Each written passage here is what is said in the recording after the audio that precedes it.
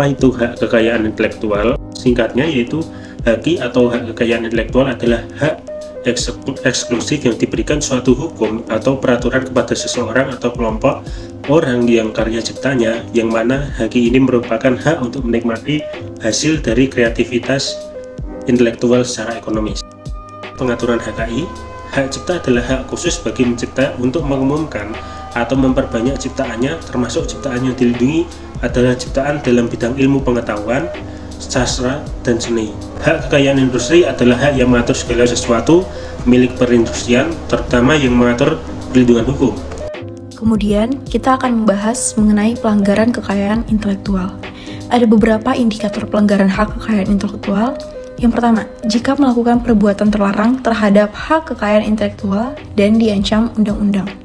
Yang kedua, penggunaan hak kekayaan intelektual dilakukan tanpa persetujuan dari pemilik atau pemegang hak terdaftar.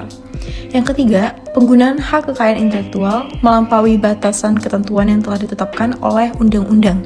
Dan yang terakhir, penggunaan hak kekayaan intelektual dilakukan dalam jangka waktu perlindungan yang telah ditetapkan oleh undang-undang atau perjanjian tertulis atau lisensi. Selanjutnya, kita akan membahas mengenai desain industri dan pengaturannya.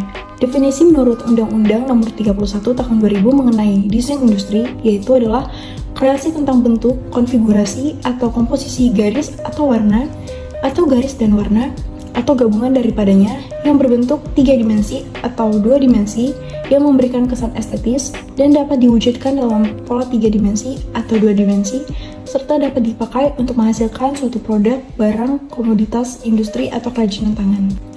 Selanjutnya, kita akan membahas mengenai pengaturan desain industri. Yang pertama, ada di pasal 2 ayat 1 Undang-Undang Nomor 31 Tahun 2000 yang berbunyi, hak desain industri diberikan untuk desain industri yang baru.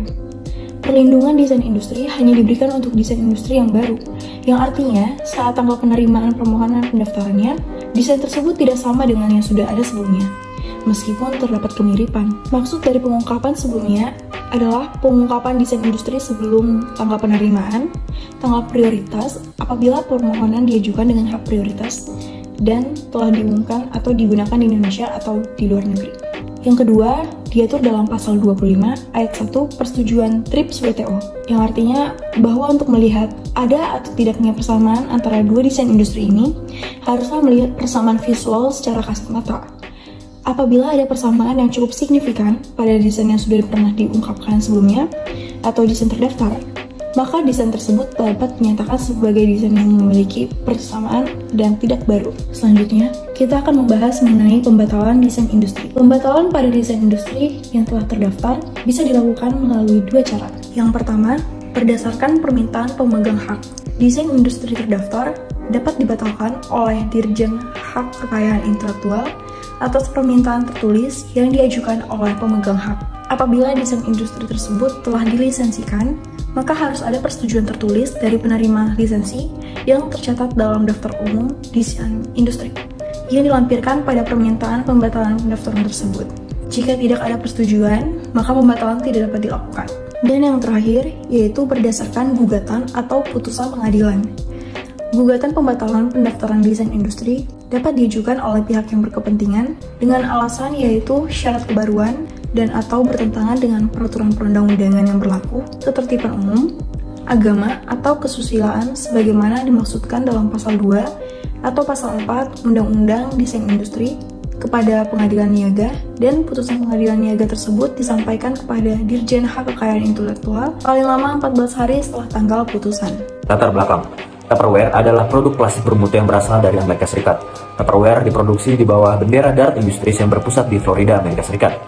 Varian dari Tupperware yang terkenal adalah Eco Bottle. Eco Bottle sendiri memiliki garansi seumur hidup, dan konfigurasi dari Eco Bottle ini mempunyai hak keseluruhan terhadap desain industri, yang dimana bisa kita lihat dari terdaftar di DJKI.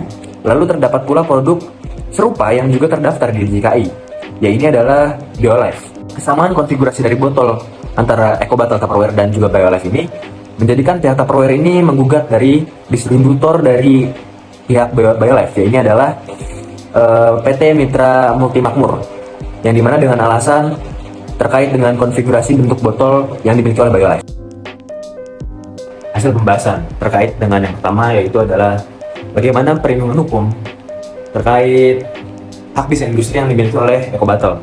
Jadi perlu kita ketahui terlebih dahulu kriteria dari perlindungan hak desain industri yang dimana terdapat pada Undang-Undang Nomor 31 Tahun 2000, dimana yang dijelaskan yang pertama hak desain industri yang baru, yang kedua hak desain industri yang dianggap baru apabila pada saat tanggal penerimaan dari desain industri tidak sama dengan pengungkapan yang telah ada sebelumnya.